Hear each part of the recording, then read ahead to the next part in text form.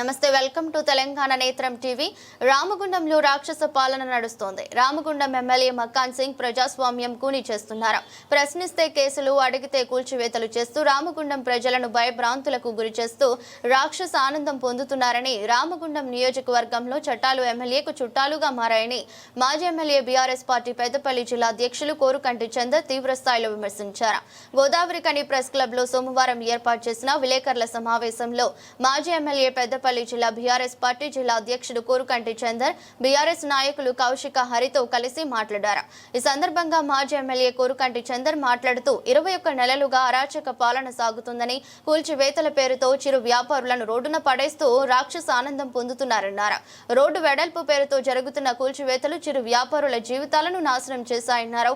ఈ విలేకరుల సమావేశంలో మాజీ కార్పొరేటర్లు కుమ్మరి శ్రీనివాస్, గాదం విజయ, బాదే అంజలి, నాయకులు బొడ్డు రవీందర్, నారాయణదాసు, మారుతి, బొడ్డపల్లి శ్రీనివాస్, గుంపుల లక్ష్మి, స్నూతి తిరుపతి, మేతకు దేవరాజ, నీరటి శ్రీనివాస్, తోకల రమేష్, సట్టు శ్రీనివాస్, ఆర్సనపల్లి శ్రీనివాస్, సింహాచలం రత్నాకర్, జక్కుల తిరుపతి, బుర్రా వెంకటేష్, ఇరుగురాళ్ల శ్రావణ్, ఆవునూరి వెంకటేష్, కర్రి ఓదెలు, యాసర్ల తిమోతి, చింటూ, కోడి రామకృష్ణ, కనకలక్ష్మి, బచ్చాల రాములు, రామరాజు తదితరులు పాల్గొన్నారు. రామగుండం నియోజకవర్గంలో గత 21 నెలలుగా ఈ ప్రాంతంలో ఉన్నటువంటి శాసనసభ్యులు రాజ్ ఠాకూర్ మక్కన్ సింగ్ గారు, వారికి ప్రజాస్వామ్యాన్ని కూని చేయడం మాత్రమే ఇలా తెలుస్తూ ఉన్నది. రామగుండంలో ప్రజాస్వామ్యం లేదు. ప్రశ్నిస్తే కేసులు, అడుగుతే కూల్చివేతలు. ఇలా ఏ వాడకు పోయినా, ఎక్కే గల్లీకి పోయినా కూడా అందరూ కూడా పైసా కూడబెట్టుకొని కట్టినటువంటి కట్టడాలన్నీ కూడా ఇలా కూల్చేస్తున్నారు. అక్కడ రేవంత్ రెడ్డి, ఇక్కడ మక్కన్ సింగ్ ఒకే ఆలోచనతోని నడుస్తుంది. రామగుండంలో మక్కన్ సింగ్కు చట్టాలని కూడా చుట్టాలైపోయినాయి. చట్టం లేదు, దానికి ఒక పరిధి లేదు. రామగుండంలో పరిస్థితి నిజంగా, మేము ఎన్టీపీసీకి పోయినాం. ఎమ్మెల్యే అయిన తర్వాత 3 నెలల్లోనే, ఆనాడు మేము కౌన్సిలర్గా ఉన్నప్పుడు ఉపాధి చూపించినటువంటి చిరు వ్యాపారస్తులను తీసేసిరు. తెల్లారే మీకు ఉపాధి చూపిస్తామని చెప్పేసి ఆ మార్కెట్ కాడికి పోయి గోడ కూలినట్టు కూలగొట్టే పని పెట్టిరు. వాళ్ళు కేసు పెట్టిరు ఎన్టీపీసీలు. అసలు అవగాహన ఉండి పని జరుగుతుందా, కక్ష సాధింపుతోని పని జరుగుతుందా అర్థం కాని పరిస్థితి అలా రామగుండంలో పాలన నడుస్తూ ఉన్నది. మేము ఆ చిరు వ్యాపారస్తులకు నీడ చూపెట్టండి, జరిగినటువంటి నష్టానికి నష్టపరిహారం కల్పించండి అని డిమాండ్ చేస్తే కొంతమంది పాలేర్లతోని ఏది పడితే అది మాట్లాడిస్తాడు. అక్కడి నుంచి వచ్చేసి గాంధీ మార్కెట్ కూలగొట్టిండు. దాని మీద అసలు వాళ్లకు ముందస్తు సమాచారం లేదు. లక్షలాది రూపాయలు వాళ్ళు మట్టిపాలైపోయినాయి. దాని తర్వాత వెంటనే తోటవేని ఎన్నికల సమయంలో ఏదో ఈ ఎమ్మెల్యేకు వ్యతిరేకంగా మాట్లాడిండని ఆయనను టార్గెట్ చేసి ఆ శివాజీనగర్ మార్కెట్ మొత్తం కూలగొట్టిండు. ఇక్కడి అక్కడి దాకా. దాన్ని రోడ్డు వెడల్పు అని అంటారు. రోడ్డు వెడల్పు అంటే గోదావరికంలో జనాలు ఎంత % పెరుగుతున్నారు, దానికి ఒక లెక్క పత్రము ఏమీ లేదు. మేము ఈ ప్రాంతానికి, గోదావరికనికి ప్రజలు రావాలి, అవకాశాలను కల్పించాలని పాలన చేసినాం 5 ఏళ్ళు. ఓ మెడికల్ కాలేజ్ తెచ్చినాం. 150 ఉండేటువంటి ఓపీ ఇలా 1500, 2500 మంది వస్తున్నారు.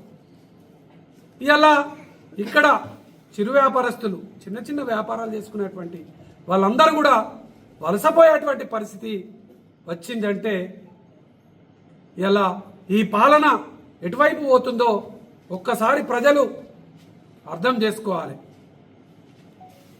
ఇలా లక్ష్మీనగర్ పోతే ఎన్టీపీసీ అన్నపూర్ణ కాలనీ ఎక్కడికి పోయినా కూడా అసలు ఎవరు కూలగొడతారు, అసలు ఏం జరుగుతుంది, అసలు కూలగొట్టడానికి ఏమైనా ఓ ప్రణాళిక ఉందా అని అడిగితే వాళ్ళ మీదనే చిన్న చిన్న వ్యాపారాలు చేసుకునేటువంటి వాళ్ళను ఎలా ఇబ్బందుల పాలు చేసేటువంటి ఆలోచన జరుగుతూ ఉన్నది. రోడ్డు వెడల్పు, అసలు రోడ్డు ఎంత వెడల్పు చేస్తారు, దానికో రోడ్ మ్యాప్ లేదా, అసలు ఎన్ని మీటర్లు తీస్తారు? రోడ్డు వెడల్పు అని చెప్తే లక్ష్మీనగర్లో ఉన్న వ్యాపారులందరూ కూడా ముందు తీసేసి వెనుకకు జరుపుకొని 5-6 ఫీట్లు 10 ఫీట్లు వెనుక జరుపుకొని కట్టుకున్నారు. కట్టుకున్న తర్వాత మళ్ళీ పోల్ వేస్తున్నారు.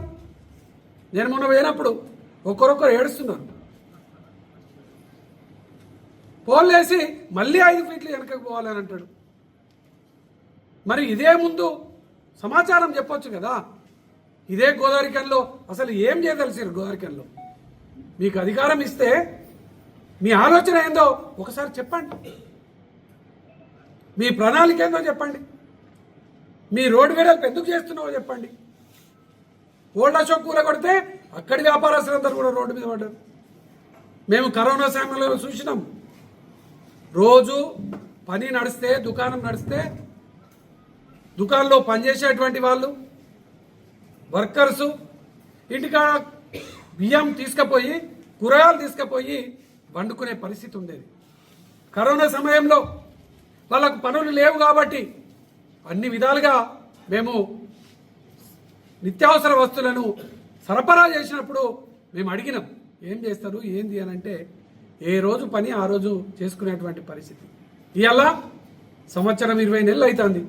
ఎంతమంది ఇవాళ తిండి లేని పరిస్థితి, రోడ్డు మీద పనిచేసేటటువంటి పరిస్థితి దాపరించిందో ఇలా మీరు ఒక్కసారి పోయి అడిగితే మీకు అర్థమవుతుంది. వాళ్ళు కట్టుకున్న తర్వాత మళ్ళీ ఒకరు వచ్చి కూలగొడతాడు. అసలు కట్టుకోమని చెప్పింది ఎవరు, కూలగొట్టేది ఎవరు అని మేము అడిగితే దానికి ఉల్టా మాట్లాడతారు. ఇట్లాంటి పాలనను నేపాల్లో చూసినాం. ప్రధానిని సైతమే దింపినటువంటి పరిస్థితి చూసినాం, చరిత్ర చూసినాం. ప్రజలను హింసించినటువంటి వాళ్ళు, ప్రజలకు నష్టం కలిగించేటువంటి వాళ్ళు ఎన్నడూ కూడా పురపడరు కూడా. ఏదో అధికారం ఉన్నది కదా అని మాట్లాడి కేసులు పెట్టి చేస్తా అంటే ఎన్నో చూసినాం. ఇట్లాంటి నాయకులను ఎన్నో మందిని చూసినాము. ఇట్లా చేసే పార్టీలను కూడా ఎంతో మంది ఎన్ని పార్టీలను చూసినాం.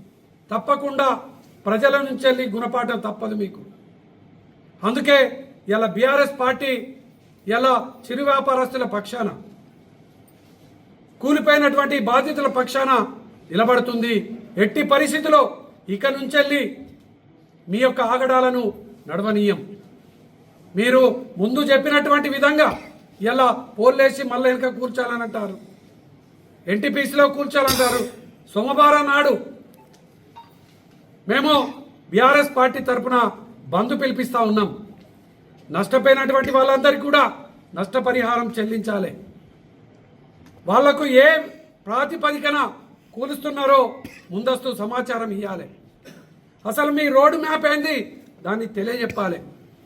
అదే రోజు చెలో కలెక్టరేట్ పెద్దపల్లి బాధితులు బీఆర్ఎస్ పార్టీ నాయకులమందరం కూడా వెళ్తాం, ఎండగడతామని ఈ సందర్భంగా మేము తెలియజేస్తూ, ప్రజలారా పోరాడితే కొట్లాడితే తప్ప ఎవ్వరు కూడా ఎలా వినని పరిస్థితి ఉన్నది. అందుకే పోరాటమే శరణ్యం, కొట్లాటే శరణ్యం, తిరుగుబాటు చేయక తప్పదు అని ఈ సందర్భంగా తెలియజేస్తా ఉన్నాను.